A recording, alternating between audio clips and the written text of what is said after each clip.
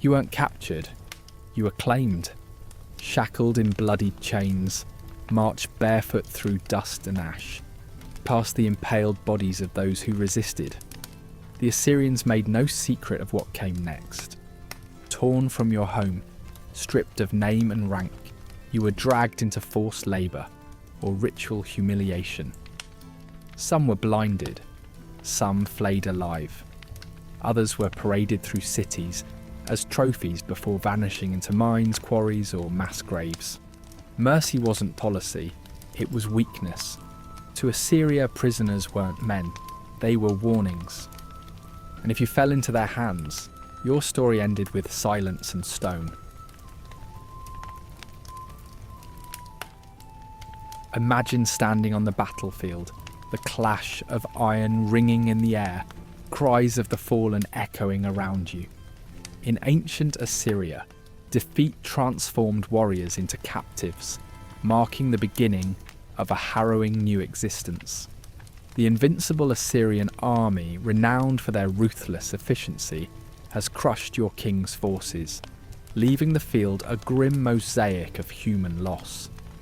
As you drop your weapon, the weight of defeat bears down, a prelude to the binding shackles awaiting your wrists. With the clang of metal cuffs, your past life becomes a distant memory, each click writing a new chapter of subjugation. No longer a soldier in your own right, you become a living testament to the cost of war, a human trophy paraded as evidence of Assyria's might. As time stretches to an unknowable length during the arduous journey, each step forward feels like tearing another piece from your former self. Despite the searing sun and the cracks of whips urging you on, a resilient flame smoulders within, fueled by shared glances of defiance amongst fellow captives. The relentless march tests endurance, with eyes locked on a horizon that offers no end. Feet drag through a barren landscape, each step weighted with fatigue and thirst, the sun's unyielding gaze neither comforting nor forgiving. At night, rest is but an illusion, the march continuing in a dreamlike haze, the rhythms of footfalls blending with the distant cries of unseen animals. The landscape itself is indifferent, an expansive witness to this quiet struggle, where the march resumes with each morning light, the captive's will silently challenging the strength of chains. Despite this bleak odyssey, the memories of former freedoms persist. Fragments of laughter and sunlit days seep into your thoughts, brief escapes from the harsh reality. They serve as bandages on the soul, whispers of who you once were, weaving resilience into the fabric of your new existence. Yet the journey brooks no time for lingering in nostalgia, as the guards ensure that thoughts drift back to the drudgery at hand. The fallen along the path serve as grim milestones, reminders of mortality's unyielding grip. Each corpse left behind tugs at your senses, urging you onward, lest you join their eternal rest. The guards pay little heed, their focus solely on the living line trudging forward, heads bowed under the weight of silent grief. Rocks and dust become tombstones, the march a funeral vigil, with whispers exchanged among the living, each step a promise to remember, to endure for those who cannot. Resilience and camaraderie form mighty bonds in captivity, forged in the fires of shared suffering. The once anonymous captives become allies in survival, exchanging tales of families left behind and former glories. These stories knit a tapestry of defiance, a communal spirit bolstering the human will against Assyria's cruel grasp. Tiny acts of kindness slice through despair, a shared meal, a comforting word, and fortify the collective spirit. Hope flickers dimly yet persistently beneath the weight of suffering, a fragile light cutting through the shadows of conquest. Arriving at the city's formidable gates, you exchange one chain for another. The looming structures built by other conquered souls stretch upwards, in different sentinels of stone. In awe and dread you step into the city, where anonymous captives became essential cogs in the grand design of their captors. A mix of resignation and tenacity simmer beneath the surface, quietly asserting that this, too, shall pass. Somewhere within the confines of these imposing walls, a spark of hope continues to breathe, daring to defy the odds. Beneath the indifferent sky, past whispers of rebellion fester in the wound left by this journey, nourished by the stories shared beneath starlit skies. The journey has ended, but your spirit persists, an insistent pulse beneath new chains, each taken step a testament to the endurance of the human heart. As stories of survival linger, have faith that somewhere beyond the horizon, the flame of hope flutters resiliently against the winds of despair.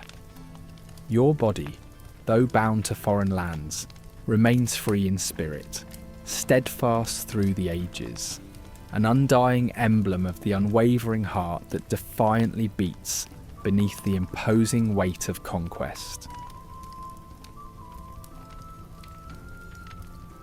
Under the oppressive sun of a foreign land, the captives are escorted into the city, their feet dragging slowly over paths beaten down by countless others who have shared their fate. The air is thick with anticipation, as if the very atmosphere can sense the magnitude of what is about to unfold. This is no mere parade, it is a calculated exhibition, a masterful display of imperial might, designed to etch the humiliation of the defeated into the annals of history. Spectators line the streets, an audience eager to witness power's brutal reminder. As the captives are paraded through the gates, once proud city defenders reduced to mere symbols of defeat, the crowd erupts. Verbal barbs rain down mercilessly, each word a dagger, aimed at stripping away any last vestige of dignity these prisoners might cling to. The young and the old alike contribute to this chorus of derision. In the eyes of the onlookers, there lurks not just disdain, but an implicit endorsement of the subjugation they witness. A terror that speaks not of what they see, but of what could befall them should they ever dare to defy. It is not enough for these prisoners to bear their wounds and chains. They must also be marked by the scorn of their captors. Dung, stones, and refuse pelt them as they move, the crowd transforming the road into their own theatre of humiliation. Each projectile connects with an unfortunate target, underscoring the vulnerability and powerlessness that the Assyrians seek to instill. Crowned figures, masters of this menacing spectacle, watch impassively from their elevated perches as their dominion unfolds. To them, this is more than a demonstration of triumph. It is a strategic exercise meant to embed fear and establish authority both beyond and within the city walls. For the crowd, this derision serves a dual purpose. It is both an act of catharsis and a reaffirmation of their place within the prevailing structure of power. Their enemy's humiliation becomes a pageant of control. Echoing beyond geography and time, the Assyrians seize this opportunity to ridicule the gods of the vanquished, vanquishing the very essence of their identity. Animated gestures mock sacred rites, unravelling deeply held beliefs with merciless precision.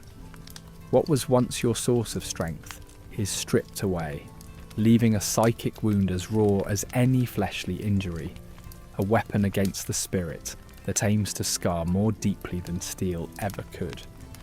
Alongside these verbal assaults, the city itself becomes a testament to Assyrian supremacy. Banners of the empire flutter arrogantly above the heads of the captives, proclaiming not just military victory, but absolute domination in every conceivable domain. Frescoes and carvings depicting past triumphs adorn the city walls, providing a constant reminder of Assyrian might. This carefully curated symphony of imagery ensures that the captive's shame will serve its purpose, long after the dust of their passing settles. The captors leading the grim cavalcade strike imposing figures. Adorned in elaborate armour, they are statues of intimidation, eternal guardians of Assyrian sovereignty. As they guide the procession with unyielding authority, they emphasise the futility of resistance, a silent testament to the inescapability of power. Their expressions remain unreadable amidst the chaos, reinforcing the ominous balance of power between oppressee and oppressed. Every step serves as an unspoken soliloquy to Assyria's immovable strength. The spectacle is not mere entertainment. For the citizens of Assyria, it is a ritual, a collective absolution that dissolves any latent social stresses into a reaffirmation of hierarchy. Witnessing their enemies paraded so ignominiously fans the flames of their own societal pride, binding them beneath a banner of assured supremacy. For the captives, stripped of their identity, this cruel theatre seeks to break bonds of kinship and destroy morale, ensuring that any flicker of rebellion is snuffed out in the face of perceived insurmountability. Strategically, this public spectacle serves as a masterstroke of psychological manipulation. The displays of degradation fuel a persistent erosion of the captive's mental resilience. Broken in body, they are meticulously sculpted in mind to bear Assyrian values, each insult an act of degradation slicing through layers of past self-conceptions. This psychological warfare aims to fracture and redefine their essence, manipulating them into willing subjects of a foreign power. Yet amidst this overwhelming aura of conquest, a subtle irony emerges. The indomitable will of the captives flickers beneath their outward submission. Beneath the crushing weight of shame lies a kernel of resilience that no parade can vanquish. As they march, whispers of personal defiance echo in their minds, hidden sparks of spirit that refuse to be extinguished. Spiralling through this orchestration of agony, a narrative unfolds not of surrender, but of endurance.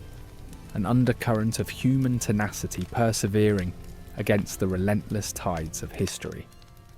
In their quest to reshape the captured, the Assyrians inadvertently empower a quiet resistance, a resilience that transcends the orchestrated confines of their imperial narrative. Through the memories of those who witness it, and in the cultural landscapes altered by it, this humbling procession marks not just the fallen, but an enduring testament to the complexity of human spirit. A narrative adorned not with chains of despair, but with the profound and stubborn whispers of hope. Imagine the sun hanging high in the sky, its piercing rays casting long shadows over the captives. The air is dense, saturated with the sharp scent of fear and fresh blood. You stand among the vanquished, your wrists bound tightly, as you're led toward a forbidding tent, canvas flapping ominously in the arid wind. Inside, the Assyrians conduct their cruel ceremony, one designed to detach you from your past and shackle you to a grim new existence. This is not mere punishment, but an intricate display of their supremacy. In the silent theatre of scars and burnt flesh, they rewrite identities, turning defeated soldiers into walking relics of humiliation. Steel glints in the torchlight, and the practiced hands of your captors strip away more than just flesh. This mutilation is a methodical demotion from warrior to warning, a living testament of Assyrian dominance. Each cut, each searing brand, speaks in a language understood from the grand palaces of Nineveh to the bleak outposts far from the imperial heart.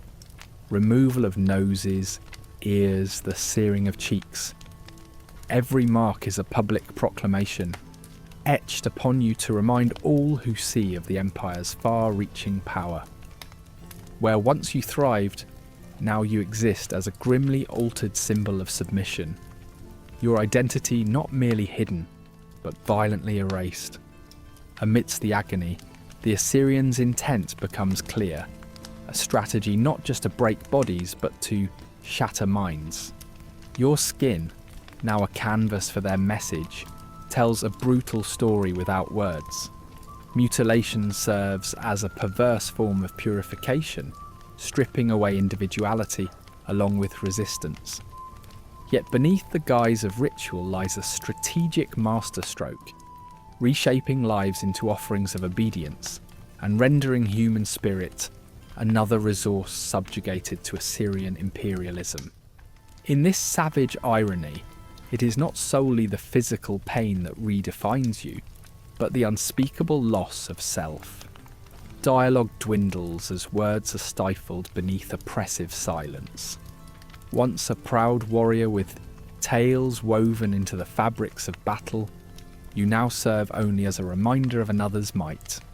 A glance at your reflection yields terror, the distorted image unfamiliarly echoing back from quivering waters. The emotional landscape, barren and stripped bare, mirrors the mutilated body, a testimony to the defacement of identity, so thoroughly, so relentlessly enacted. The implements of cruelty, blades sharpened to precise fineness, brands heated till they glow with ferocity, in their meticulously crafted roles serve more than their base functions. They are instruments of fear, each a part of a choreographed dance of horror, designed to dismantle identity until only submission remains. These tools, these grim art forms, unravel lives, reducing the proud to symbols of their own desolation. Overseeing this orchestrated torment are the men responsible for the practical application of these instruments, stoking fires or swinging blades with matter-of-fact detachment. They act, not out of personal vendetta, but out of obligation to perpetuate the control of the Assyrian war machine. Despite their role as executors, the overseers see themselves as vital cogs in a larger mechanism. Their identities too fray under the burden of these deeds, becoming ghostly reflections of their charges. Conformity becomes their refuge, their identity obscured within the shadows of administration veiled by tyranny. Yet for those tasked with such acts, the justification spins from a shared law of state and temple, an amalgamation of religious fervour and imperial mandates. Mutilation and disfigurement are woven into theological beliefs and bureaucratic dictates. The brutality becomes an offering to deities believed to reward conquest. Scars, then, are the frightened prayers of those seeking favour from deities whose whims shape the heavens. In their eyes, the mutilation of captives is a ritual enactment, a transaction of power and prosperity. The telltale signs of Assyrian dominance mark more than just flesh. They adorn stone and structure, towering monuments garishly carved with the agonies of those subdued serve as stark reminders of the empire's might. In the stonework of palaces and temples, the legacy engraved offers perpetual testament to empires built not on glory but dread. Artisans, themselves imprisoned in form, immortalise such torments upon the walls they erect, etching stories of sorrow that survive long past their own. The shadows of scars extend beyond the captive's skin to touch the empire's own citizens, who understand the weight of the marks they bear. Branding serves not only to subjugate foes, but to reinforce obedience within the empire. Animals too are branded, their existence woven into cosmic choreography, paralleling human subjugation. Beneath the morass of such paradox, the Assyrian people live a theatre of ritualistic abasement, echoes of oppression reverberating in societal harmony of fear. And yet beneath the surface remains the indomitable human spirit. Despite profound suffering, Resilience flickers like a stubborn flame against the oppressive darkness. Even as the body succumbs, memories of freedom kindle quiet rebellion. Echoes of valour from days past resonate, whispering strength into the weary. These are tales of endurance whispered in the hidden places of the heart, where no brand or scar can silence them completely. Each day ends with the sun yielding to the stars, yet the captive's resolve continues. A dance of endurance passes into night. Assyrian might, in its pomp and hubris, fails to quench the spirit it seeks to crush. Monuments rise, but beneath them, the murmurs of the indomitable soul persist, speaking truths that refuse to be buried. Eyes once tightly shut to suffering, open to a twilight of defined histories, whispering tales of a past struggle into the present's echo, shaping a future unconquerable. Arriving at the desolate work site, the grimness of your situation seeps into your bones like the relentless sun overhead. The horizon stretches out barren and cruel, a landscape meant to be sculpted by the toil of captives such as yourself. This place, isolated and raw, demands transformation, echoing with the Empire's ambition and your despair. Your journey here was marked by fatigue and an inkling of hope for escape. But that hope withers, as futile as mist under the morning sun. Home is now a distant past, a mirage obscured by the unyielding reality of bondage. The overseers, harsh and unsympathetic, bark orders with a cold authority, driving you and your peers into lines of labour. Each crack of the whip above you serves as a reminder of your expendability. Time is precious to the Assyrians, but lives like yours are cheap. Digging, hauling, under a scalding sky, every action further cements your insignificance.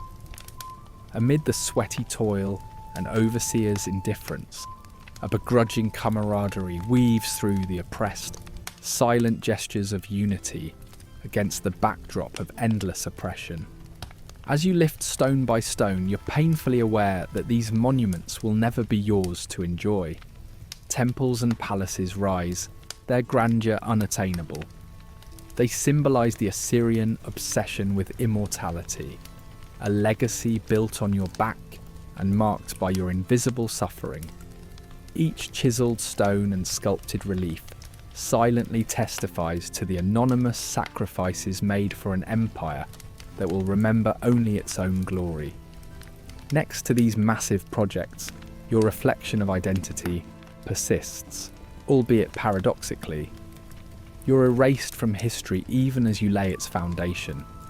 Each dawning day ropes you into a cycle of endurance, beginning before the first light touches the earth.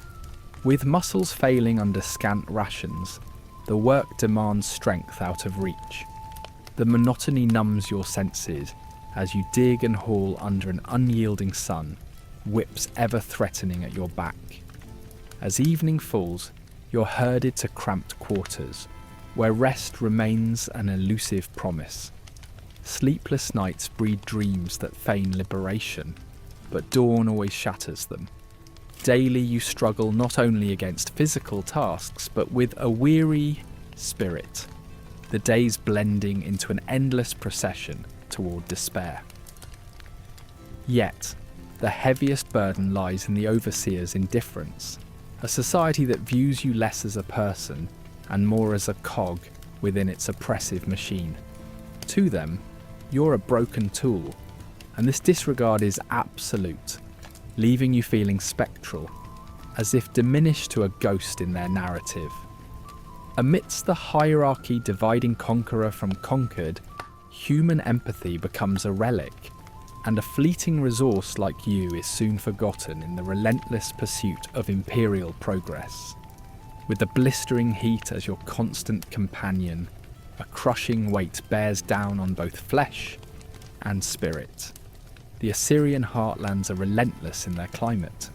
their son an ever-present sentinel in your labour. The harshness of the heat transcends physical strain, symbolising the despair in your soul, a relentless adversary stripping away hope with each scorched day. The pickaxe echoes through the days, a chorus of unseen lives lost to history's whim. Your fellow captives too have histories, whispered during stolen moments of respite.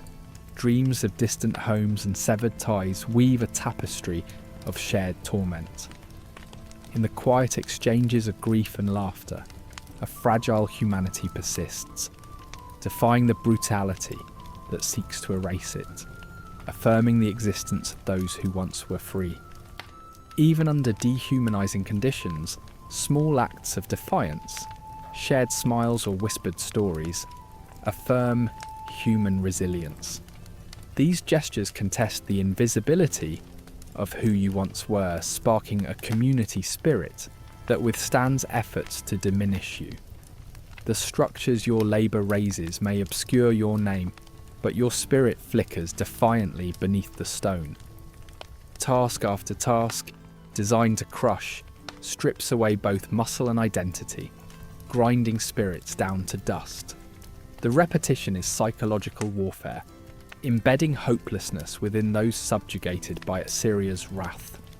Yet the unwavering will of the enslaved means the empire's iron grasp encounters resistance in the human heart's enduring flame. Every clandestine act of rebellion whispers defiance, asserting identity against overwhelming odds. Invisible scars, though unseen, are etched into your very soul by the relentless grind of servitude. They affect every thought and interaction, imposing a gravity that collapses self-esteem. Nonetheless, amidst this despair, the strength of collective identity pushes back. Though marked and beaten physically, the spirit refuses permanence to captivity, waiting for the chance to challenge its chains.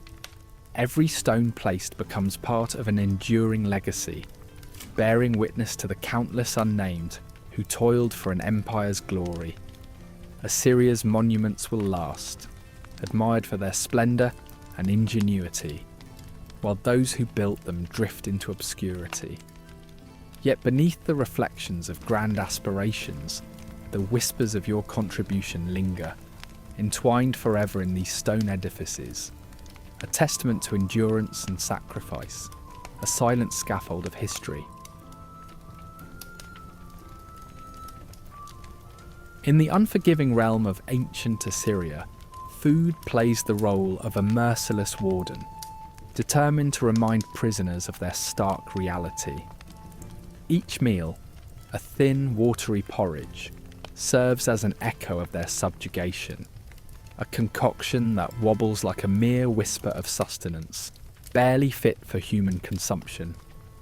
Former warriors, once used to the hearty feasts of their homeland, now confront this dismal fare, which reeks faintly of sour fermentation, undercooked grains floating in a broth almost devoid of flavour. Eating becomes a daily ritual of degradation, performed under the stern gaze of guards, transforming shared meals from occasions of camaraderie and cultural affirmation to moments of solitary desolation. Bread promised by the dusty word itself, more defence than diet, sits heavier than deceit. Baked with scant care, it arrives as dense as stones, each bite challenging the teeth, each chew echoing futility. Here is a bread that strips away tradition, mocking artisanship for raw necessity. It's meant to sustain life, not hope, tethering labourers to a life of relentless toil without indulging in the sanctuary of tradition. Yet, this isn't merely starvation of the belly, but starvation of the spirit. A purposeful tactic to etch the powerlessness of captivity into the mind and bone of each prisoner. Water, essential trickles like forbidden elixir, run off from the same canals prisoners dredge each day, brimming with dirt and minerals, coats thirsty tongues with taste like bitterness itself. It becomes a currency of control, rationed stringently, a tool to exercise dominance. Yet ingenuity finds its way into clay vessels, small triumphs against thirst, prompting a cautious yet necessary solidarity among captives. Each gulp is a victory of needs over fear, a defiant act under whispered instruction shared among souls bound by the same chains. This grim dance with sustenance births a psychological hunger deeper than mere physical want, a craving for the familiar comforts of one's homeland. Memories weave through the squalid confines, recollections of feasts and vibrant flavours replayed like ghosts to haunted minds. As men toil under a brutal sun, hearts retreat mentally to tables of plenty, adorned with laughter and lifesaver. Realising the painful obliteration of choice, the removal of agency becomes a dagger even sharper than starvation. Nutritional deficiency quietly cripples, unveiling itself with mysterious symptoms. A dizzy spell here, a bruise there. Skin clings to bone, each rib a stark ledger of malnutrition, while hair falls like tired soldiers to the ground. These bodies, once robust and vital, succumb to weakness, becoming painful reminders of powerlessness. This physical erosion becomes a message scrawled across skin and bone, an embodiment of the Empire's relentless indifference, a cautionary tale etched into human flesh. This betrayal heralds silent decay, underscoring an Empire's harsh lesson. One's worth is only as good as the stones moved and the tasks completed. In the whispers of market gossip, imagination becomes an ally. Within closely knit circles, prisoners fantasize about markets rich with abundance, vibrant with life.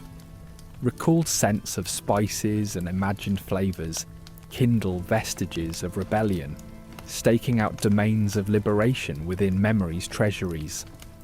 Guards, ever vigilant, exploit these vulnerable slips, yet the return to fancied feats asserts a communal resilience. The imaginations become havens of resistance, safer than any shelter, where hands reach for utensils devoid of splinters, and joy once again flickers in the warmth of reclaimed humanity. Desperation breeds an economy dictated by scarcity within these confined walls. Bartering emerges, a new dynamic born of necessity, desperately shuffling crumbs like a quiet rebellion against the regnant indifference. The prisoners craft a fragile network, each sliver of bread exchanged for whispered knowledge, each cup of precious water smuggled like contraband hope. This fruitless economy dances with theft, where trust becomes as valuable as sustenance itself. Yet beneath each risk is a refusal to yield, affirming humanity's undying spark. Within contrasting opulence, prisoners witness banquets of the enemy, Assyrian tables overflowing with excess, meant to mock and belittle. Guards revel in their charges' torment, their celebrations as punctuated by the hungry gaze and gnawing envy of the captives. This gluttonous display weaponizes prosperity, producing an existential turmoil that far outweighs the physical starvations endured. Here, cruelty becomes more refined, more insidious, as prisoners ache not for mere sustenance, but the dignity continually denied. Through it all, anemia lurks, a quiet thief in league with relentless toil. Iron's absence corrodes defences, shrouding bodies in pallor, reducing energy to echoes of its former self.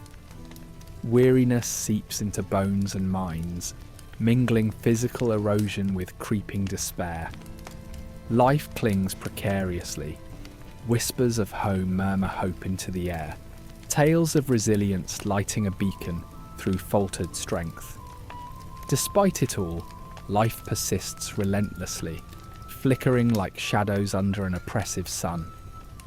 The captives, bound to this empire's whims, endure daily humiliations, their survival a testament to tenacity, unbroken. Beneath Assyria's grandiose pride and indifference, these prisoners spin themselves into quiet stories of defiance. With each relentless sunrise, the fire of existence refuses to extinguish, smouldering steadily within the heart of every prisoner. A refutation of the mighty Assyrian arrogance. Here, under the soul's unyielding gaze, the testament of endurance shines against the consuming fires of time, whispering faintly of an unwavering courage long after empires fall. The atmosphere in the Assyrian labour camps was one of relentless tension, as if the very air crackled with the threat of violence. Guards patrolled with the dark, predatory intent, their eyes scanning the prisoners like hawks ready to swoop down at any hint of insolence. The whip, their weapon of choice, swung through the air with a menacing hiss, connecting swiftly with the skin of anyone who dared look the wrong way or stumbled from exhaustion. These weren't punishments for transgressions, they were manifestations of power, designed to reinforce the oppressive hierarchy. For the Assyrians, terror wasn't just a method of control, it was a philosophy. To exist under the constant fear of the whip was to live in a state of suspended dread.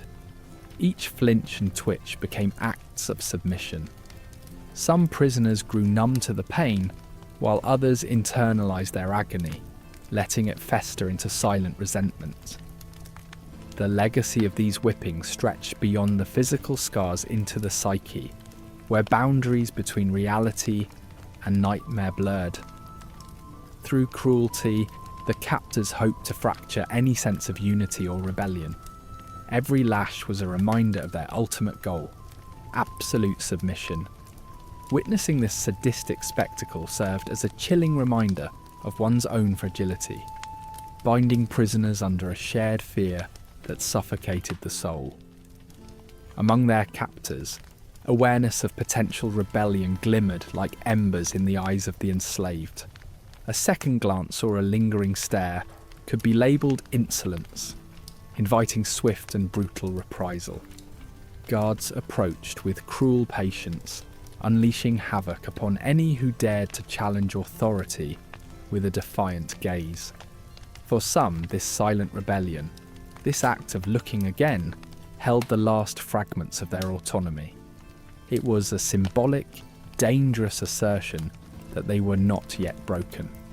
To survive in this world meant performing a choreographed dance of submission, each prisoner an automaton, cautious not to draw notice from the ever-vigilant guards. Rations in these camps were calculated with cruel precision.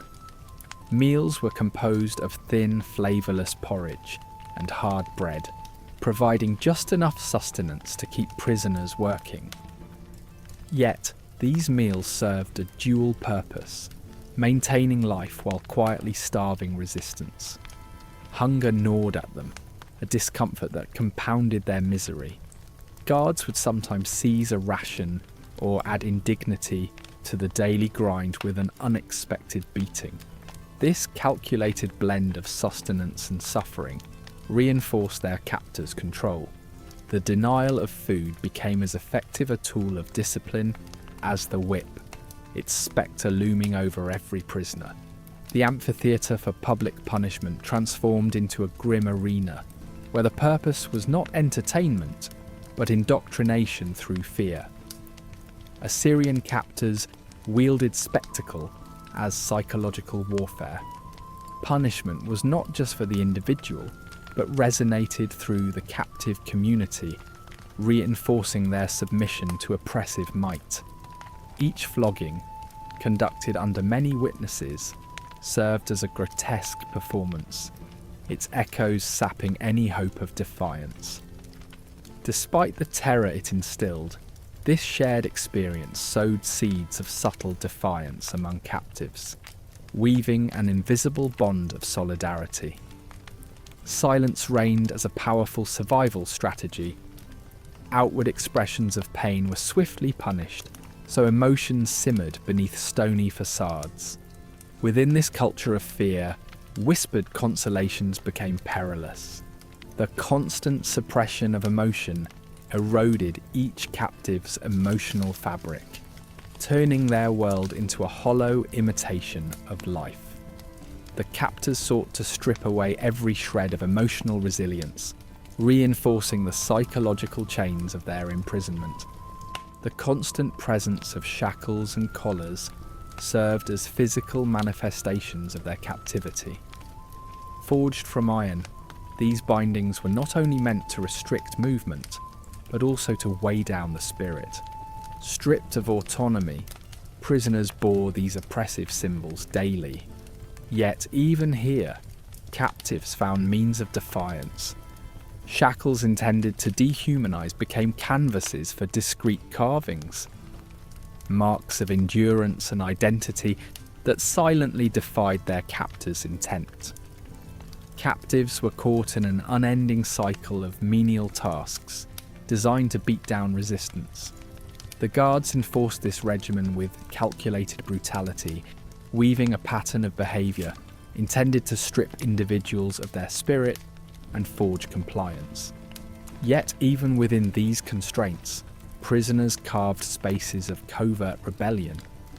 A shared smile or a refusal to meet a captor's gaze became a quiet form of defiance, a reminder of their humanity amid dehumanization.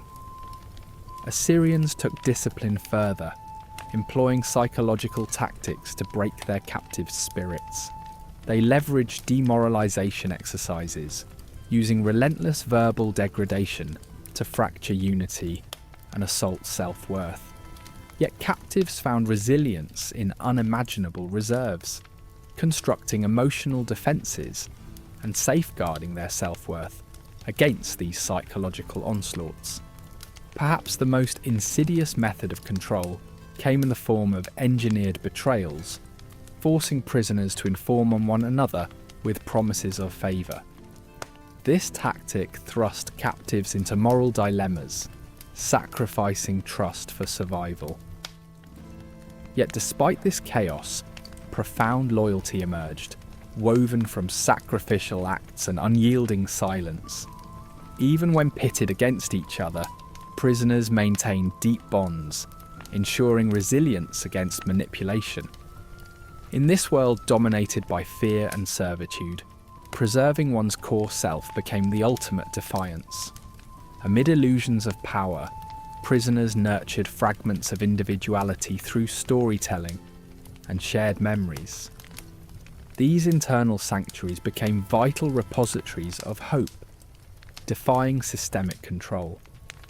By holding on to their core selves, captives revealed the limits of their captors' reach, affirming the enduring tenacity of the human spirit against unimaginable odds. Illness crept through Assyria's labour camps like a silent spectre, preying mercilessly on prisoners already weakened by deprivation. The air was a cocktail of disease amid the tight, filthy quarters where bodies lay. Poor sanitation and meagre food became fertile ground for sickness, transforming minor ailments into life-threatening foes. Guardians of the camps viewed this as a natural weeding process, observing with indifferent eyes as death's hand picked through the emaciated ranks. A hushed fear settled among the prisoners, the dread of seeing comrades fall one by one until death became less frightening. A whispered release from enduring anguish. Once vibrant men, reduced to staring figures, sought refuge in fleeting memories of better times. Each recall a fragile wall against the growing despair. Their camp whispers a thin balm against silence choked with the stench of decay.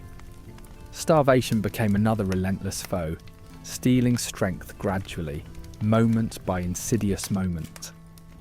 Their rations, mere scraps to tease life into carrying on, dismantled bodies built for battle into skeletal shells. Faces grew hollow, eyes haunted by hunger's unending call, as malnutrition unveiled itself in lesions and shaking limbs. The mind too became a battlefield, where despair duelled with the will to survive. Whispered fantasies of feasts unfurled in the hollow night, teasing brains that craved distraction, while internally, resignation gnawed at resolve. Hoarding a few additional bites could court wrath, but hunger made thieves of good men. As desperation gripped tighter, laughter became a nervous reflex, erupting incongruously to remind one of looming madness. For those driven to mental cliffs by relentless deprivation, the world morphed into something cruelly surreal. Minds broke against confinement, some seeking solace in repetitive motions, while others succumbed to a chaotic gaiety, unsettling yet pervasive. To observers, this frenzy was madness manifest, yet it forged tenuous camaraderie among the afflicted, a unity beyond the guards' malicious provocations. Despite this manipulation, prisoners clung to one another, finding strength in fractured bonds that served as thin lifelines against the creeping tide of insanity. Ever present, the authoritarian guards loomed like lifeless statues, indifferent arbiters witnessing the unfolding tragedy.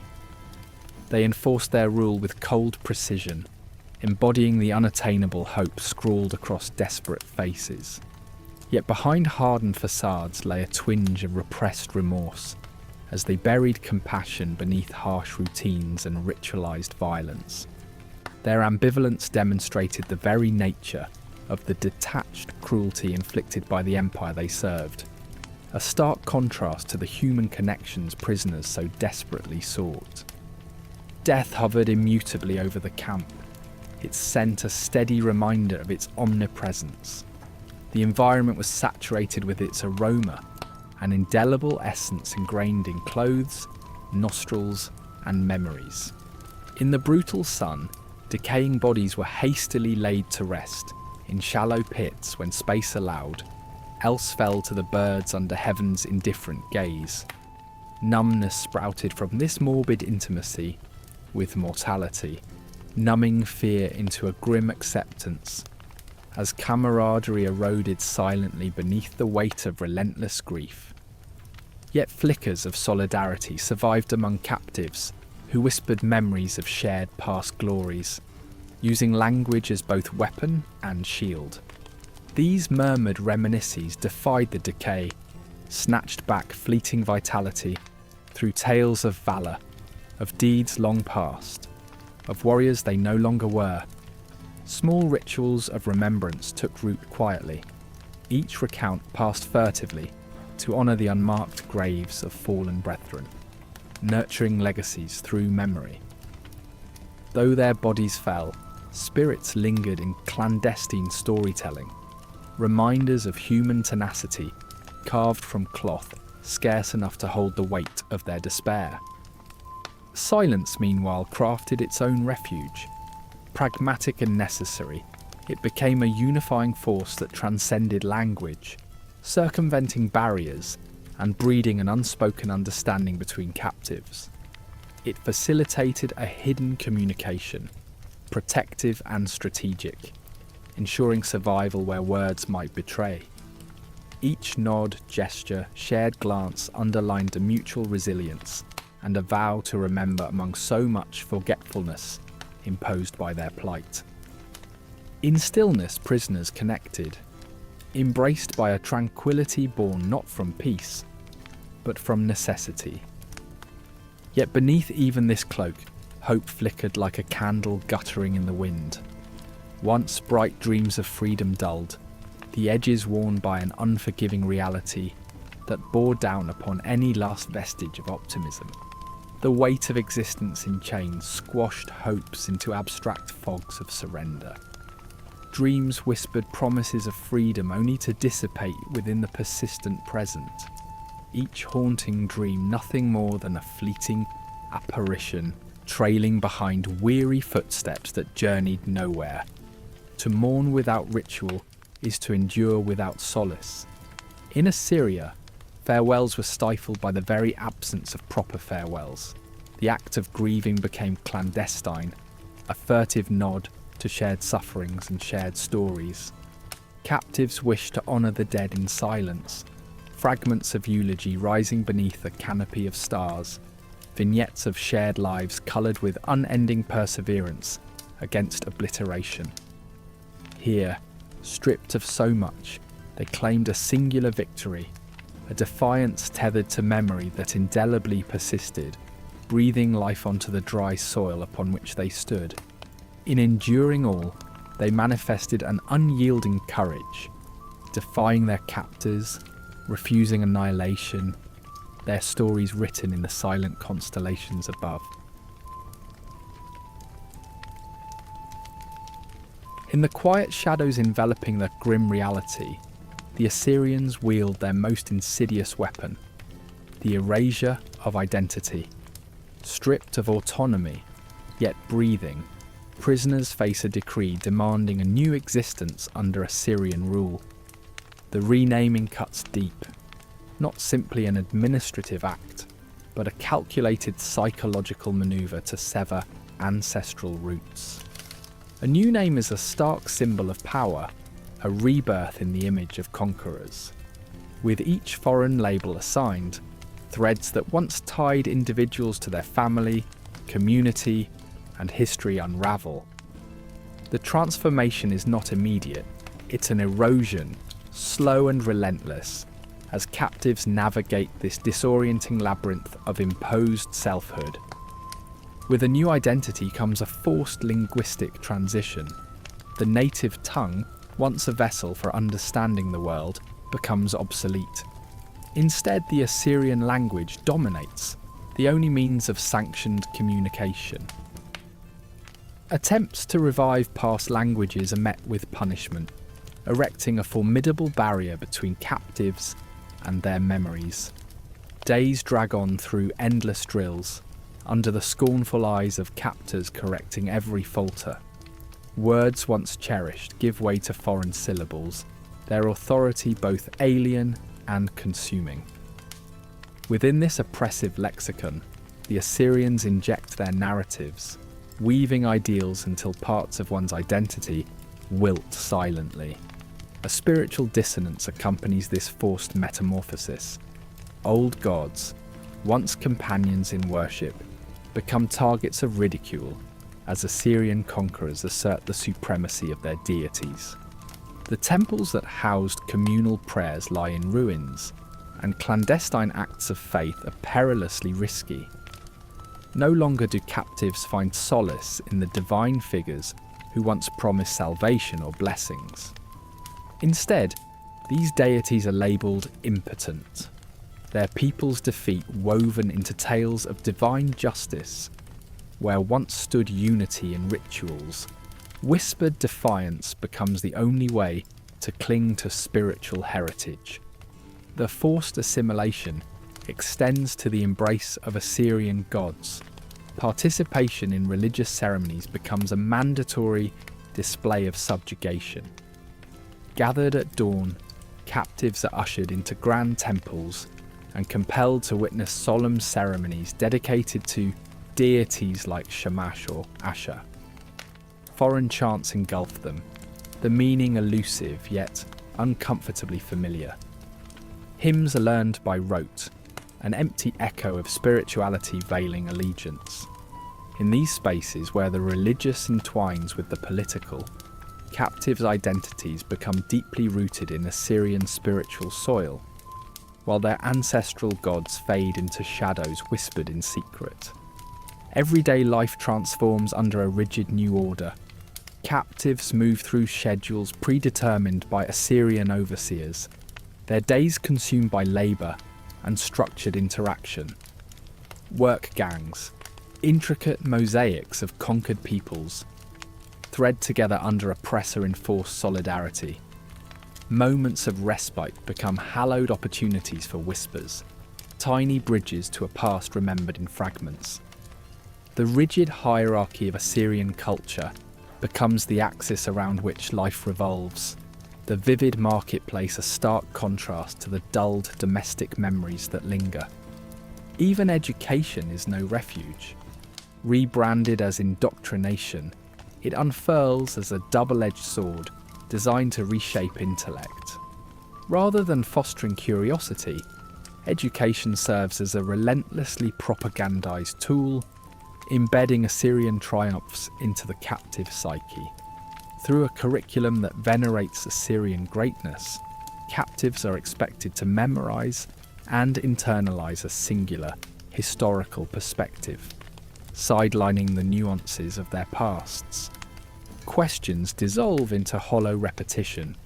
Skepticism, a buried ember, is stifled beneath hegemonic doctrine. Yet beneath the surface, subtle resistances germinate in the silence. Not all captives yield to erasure. Clandestine acts of rebellion breathe life into forgotten tongues during muted nighttime gatherings. Hidden symbols etched into walls trace faint outlines of defiance.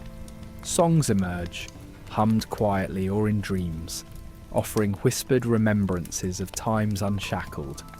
As guards remain oblivious, quieter forms of cultural resistance thrive, sustaining a spirit unbroken by chains. Daydreams and unspoken promises provide sanctuary.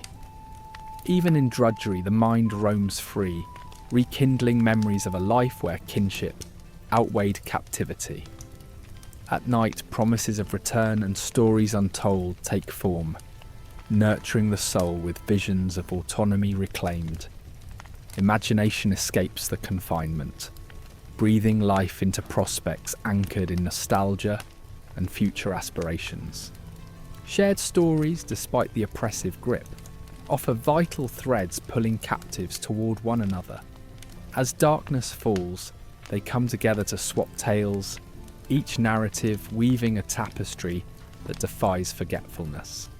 The flickering tale illuminates connections across disparate pasts, binding through shared suffering and mutual hope. Mutual dependency blossoms amid tales traversing broad landscapes, where oral histories become vessels of survival. Through deferred hopes, captives resist complete despair. Small victories light the way, each lullaby or cherished story, deferring hopelessness long enough for resilience to take root. In dreaming futures, the captives forge legacies unseen, crafting personal fortresses against overwhelming odds. When aspirations dim, the lingering promise of renewal fortifies their spirits. Ultimately, beyond the visible chains, captives dream of legacy and continuity. The quiet dreams, inscribed in memory and shared among newfound kin, transcend the material constraints of their captors. The indomitable spirit, hidden under tenacious layers of assimilation, holds fast against the overwhelming force of the Assyrian Empire, ever whispering of a time when identity, language, and faith live resilient beyond the dominion's extinguishing light. In the unforgiving landscape of ancient Assyria, death was a respite for those who met their end under captivity's harsh yoke. Breathing your last was not a surrender but a quiet rebellion. The camp echoes with labour ceased for a mere moment at your passing, before returning to its familiar cacophony of toil and torment. Here death is mundane, untouched by the rituals that once honoured your spirit. Each fallen prisoner hoped for the solemn ceremonies of home, prayers whispered, incense burned, offerings laid before ancestors. Instead, death in Assyria was like the snuffing of a candle, unnoticed and unsung, another flicker lost to history. Your body joins the countless others who succumb to exhaustion and despair. It lies among the forgotten, stacked unceremoniously in the empire's refuse. In Assyria, your burial is a practical affair stripped of reverence.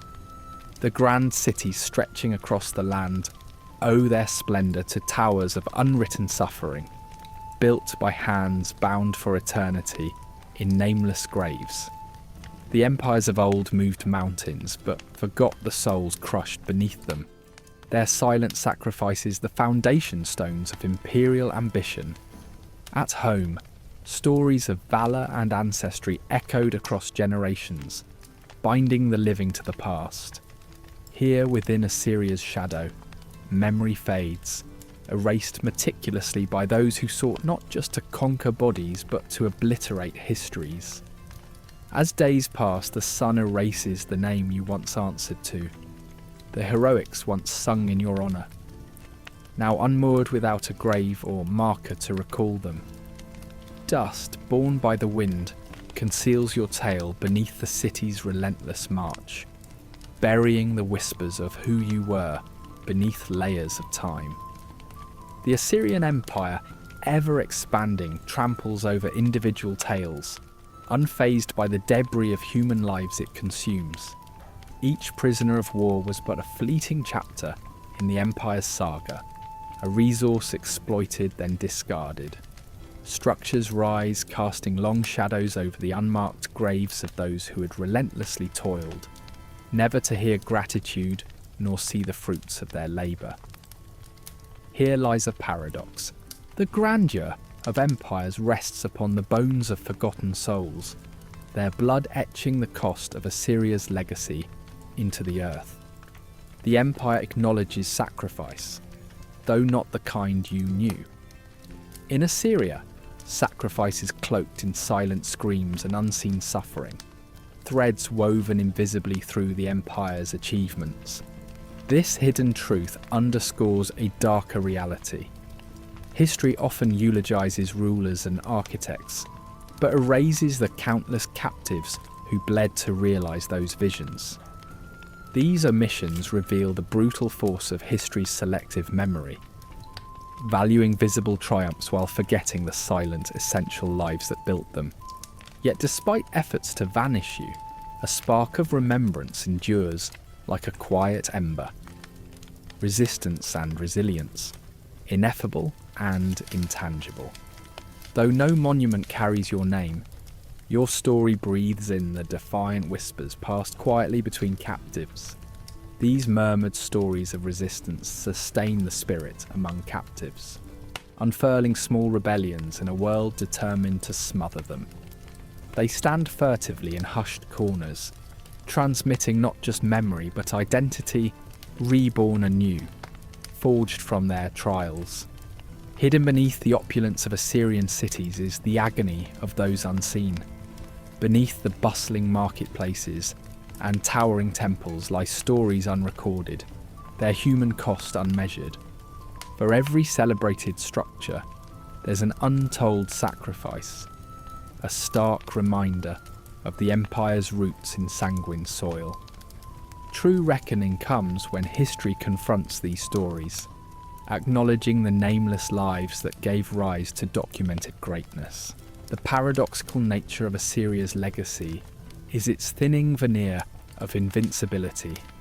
Conquest carries an inherent fragility, for in erasing the conquered, the empire thins the fabric of its own saga. The unmarked graves, void of worldly markers, bear witness to stories of survival, defiance, and perseverance. These graves anchor a silent opposition, eternal yet ephemeral.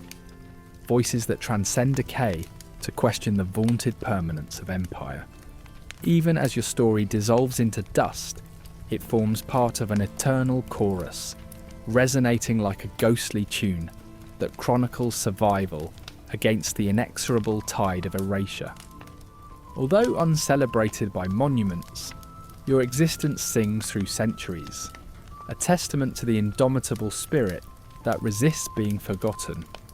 From these unmarked graves arises an unexpected immortality, strength housed in silence, resilience echoing through storms of oppression.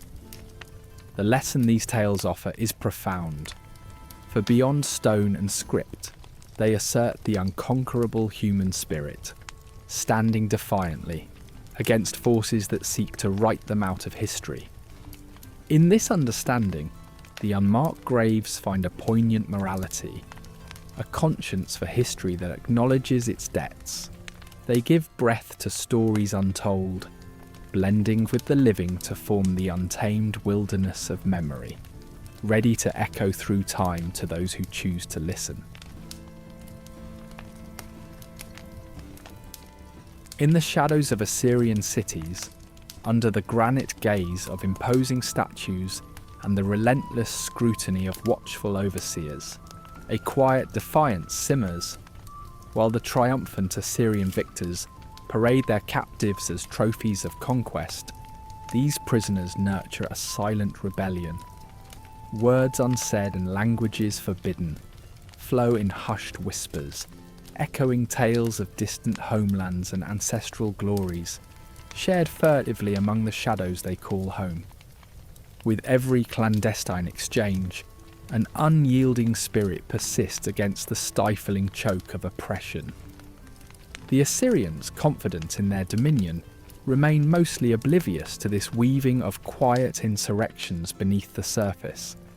They perceive only the obedient facade, unaware that even the quiet compliance masks a deeper resilience. Crude carvings beneath the lodestone's prisoners' hall, cryptic messages etched into the dust on city walls, all safeguard memories and histories, weaving an invisible tapestry of cultural endurance that defies erasure. Amidst the hard labour and relentless oppression, the captives ensure their identities remain rooted in their consciousness, unyielding against the currents that seek to sweep them away. As the rigid structures of Assyrian power seek to fortify their legacy, they underestimate the enduring vitality of diverse cultural heritages.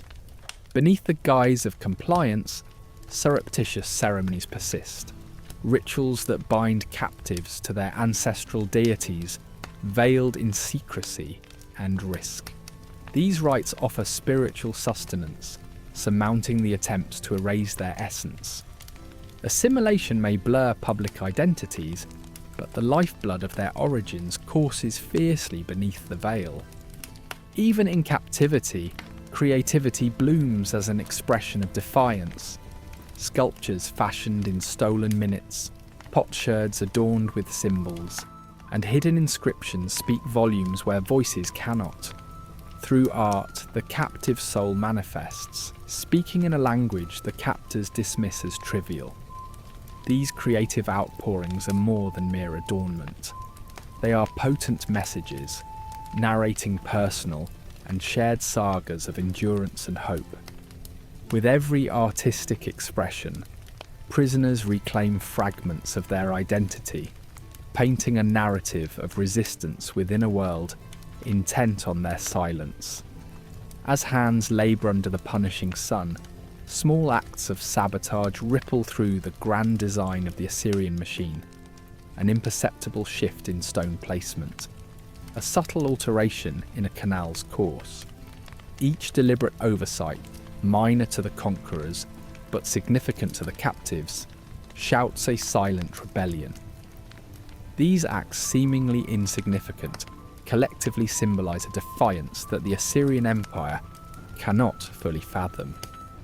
It is not just about the physical, but about maintaining a psychological edge amid their oppression. In whispers too faint to reach the Assyrian ears, animate curses fly, invocations to ancient gods, appeals for justice, lost loves, and retribution. These are not mere expressions of frustration, but pledges to celestial forces, calling upon their strength against injustice. Assyrian dismissals of these curses as relics of bygone faiths underscore their inability to suppress wholly the ethereal dimension of resistance. Within this spiritual rebellion, captives weave threads of ancient beliefs into a protective shroud that asserts their agency within an oppressive reality. In remote corners, using the scant resources they can find, prisoners chronicle their existence through secret scripts scribbled on ragged parchment, clay shards, and any surface able to bear their scrawls. These hidden chronicles encapsulate their histories and dreams, defying time and encroaching tyranny. Each narrative, passed hand to hand in deepest secrecy, commemorates shared struggles and individual stories, rendering voices the Empire sought to silence powerfully audible to future generations. Through storytelling, a practice fraught with risk under unyielding eyes, captives transmit vibrant oral histories. These narratives, weaving together the tales of heroes and gods from the lands they can no longer tread, preserve a cultural tapestry interlinking past and present. Even as stories become altered under duress, they serve to bind captives to their roots, imparting lessons of hope and granting meaning beyond the confines of captivity. In the suffocating reality of their enslavement, captives develop a nuanced understanding of resilience. Survival becomes an art form, practiced with subtle defiance and strategic endurance. Knowing when to conceal strength and when to reveal vulnerability becomes crucial, not just for survival, but as a means to navigate the treacherous currents of subjugation. These involuntary lessons, passed down as invaluable wisdom, foster a resilience that transforms oppression into a crucible for enduring unity. In the unfamiliar lands of their captivity, prisoners find an unexpected ally in each other, their shared plight forging bonds that the Empire's might cannot sever. Though designed to fracture, the communal spirit among captives becomes a bastion of support, enabling them to navigate the harshness of daily existence. This unity, persistent amidst adversity, becomes a silent challenge to the Assyrian attempt to curve their collective identity. Ironically, the Assyrian efforts to erase these souls immortalize them. The captive's legacy becomes woven into the very fabric of the monuments, roads, and edifices they are compelled to create. Each structure attests to their labour, voicing their struggles silently through the ages. While the Assyrians sought to conquer bodies, they inadvertently memorialised the spirit within their own chronicles, the captive's essence preserved within history's indelible ink. As we close this tale, consider subscribing to our channel for more echoes of the past, stories that breathe life into forgotten histories.